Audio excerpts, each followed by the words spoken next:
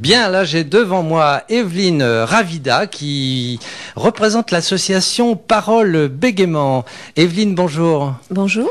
Alors donc cette association est une sorte de relais pour les personnes bègues et leur entourage à côté de chacun de nous. Alors vous allez nous expliquer un petit peu ce qu'est cette association, depuis quand date-t-elle? Alors elle date de 1992. C'est une association qui existe au niveau national.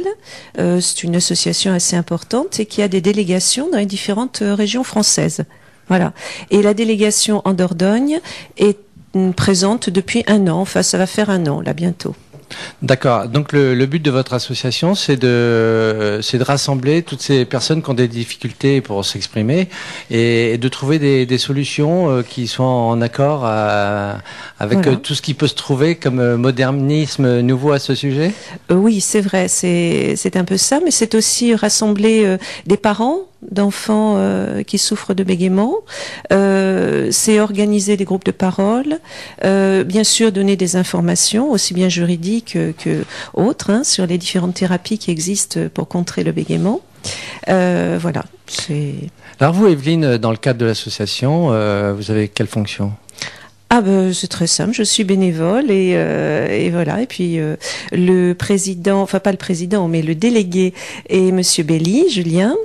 Et bon, voilà, je suis bénévole et je l'aide, on va dire co-délégué peut-être. D'accord, coup de chapeau aux bénévoles. Evelyne, par rapport à cette association donc, qui réunit toutes ces personnes qui ont des difficultés pour parler, il y a une forme de tabou que vous rencontrez dans toutes vos actions ? Ah bah oui, c'est sûr, le bégaiement fait toujours l'objet un peu de tabou. C'est un trouble difficile à vivre, difficile à traiter aussi. Et je suis orthophoniste aussi. D'accord, d'où voilà. cette réponse. Oui, donc c'est vrai que c'est quelque chose de très difficile à vivre. Et le but de l'association est quand même de soutenir, d'aider, de leur montrer qu'ils ne sont pas seuls, parce que ça crée un grand isolement, le bégaiement. Et les personnes ne viennent pas très facilement consulter ou elles ne viennent pas très facilement chercher de l'aide. Donc souvent c'est par des proches que ça se fait en fait, hein, un conjoint, de bouche à oreille, un ami, voilà, qui dit bon allez tu devrais peut-être aller rencontrer les gens de l'association, ça t'aiderait, voilà. Alors Evelyne, ce bégaiement, ça provient de quoi? Puisque vous êtes orthophoniste, vous devez ressentir sans forcément avoir l'absolue vérité. Alors, j'ai surtout pas d'absolue vérité. Ouais. Il y a peut-être des facteurs génétiques. Il y a peut-être, alors bon, la recherche est en cours. Hein. Voilà, il y a plein de pistes de réflexion à l'heure actuelle. Je me garderais bien d'en prendre une plus que l'autre. Pendant longtemps, on a dit que c'était d'origine psychologique. Je crois plutôt que le bégaiement, c'est plusieurs facteurs. Sans doute qu'il y a une sensibilité, peut-être au niveau neurologique. Il y a sans doute des facteurs psychologiques qui interviennent et qui sont très importants là-dedans, les facteurs environnementaux, etc. Voilà, je crois que c'est le résultat de plusieurs facteurs qui concourent à créer ce bégaiement, qui peut survenir très tôt dans la vie, hein, dès 2 ans et demi, on peut avoir du bégaiement. Hein. Ça peut venir de la précipitation, de la vitesse des pensées, et le corps n'arrive pas à suivre ? On peut dire ça, c'est vrai, c'est pas faux. Hein, c'est ce qu'on observe chez certains petits-enfants qui sont particulièrement éveillés, vifs, voire même des fois hyperactifs. Et effectivement, le bégaiement vient là un petit peu mettre un frein à leurs paroles. Donc ça suppose faire un travail éventuellement sur la pacification du patient et en même temps trouver des formules. Donc il y a des formules toutes faites au niveau d'orthophonie. Enfin, j'entends par là, à chaque fois c'est un cas particulier. Mais je sais pas, apprendre à avoir une diction plus lente. En effet miroir, je ne sais quoi. Oui, enfin on a différentes techniques que je vous exposerai par là parce que ce serait vraiment long. Hein, ce serait vraiment long d'aborder ça. En fait, je pense surtout ce qui est important de dire, c'est qu'il n'y a pas un seul chemin à suivre. Et qu'il faut se méfier de toutes ces toutes ces thérapies soi-disant brèves, formidables, qui permettent de sortir du bégaiement rapidement. Et qui sont les uniques, qui se présentent comme uniques, hein, l'unique solution.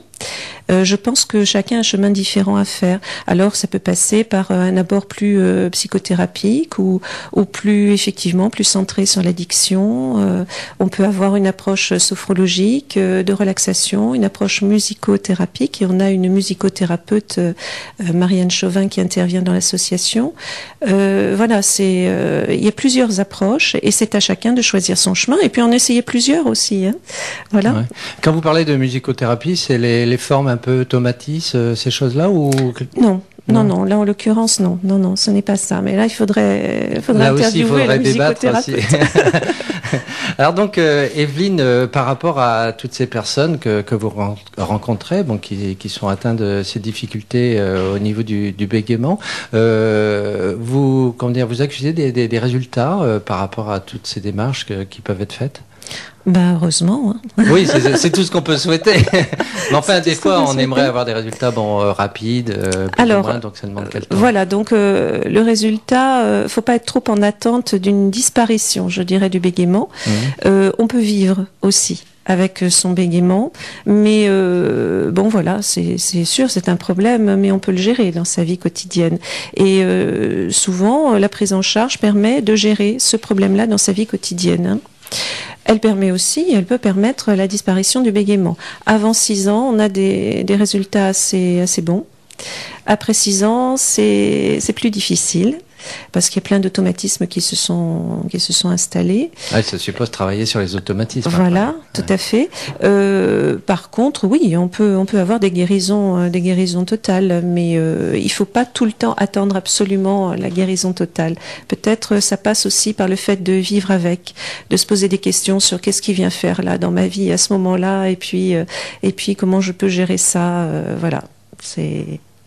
Alors Evelyne, votre association donc qui s'appelle Parole Bégaiement, donc c'est une délégation qui se trouve en Dordogne. Vous avez un site, des coordonnées qu'on peut transmettre sur les antennes? Tout à fait. Alors le site doit être ici. Attendez. Voilà. Donc c'est bégaiement.dordogne.fr. C'est ça pour le site? Oui, c'est celui-là. Et au niveau du mail, du courriel, donc... Alors, on va plutôt donner celui-là, donc j.belly, B-E-2-L-Y, @wanadoo.fr. D'accord, et donc c'est une association qui se trouve à Périgueux, 118 rue Victor Hugo. Oui. Je peux me permettre de transmettre le portable par la même occasion? Oui, Pas de souci, alors on y va, 06 77 08 01 45, je répète, 06 77 08 01 45 pour cette association Parole Bégaiement qui se trouve à Périgueux. Je vous dis au revoir Evelyne et merci beaucoup pour cet entretien et toutes ces précisions, informations que vous nous avez transmises. Merci beaucoup Julien Belli d'avoir été présent à cet entretien également. Et puis je vous souhaite un très très bon forum ici à Périgueux. Merci, au revoir à vous.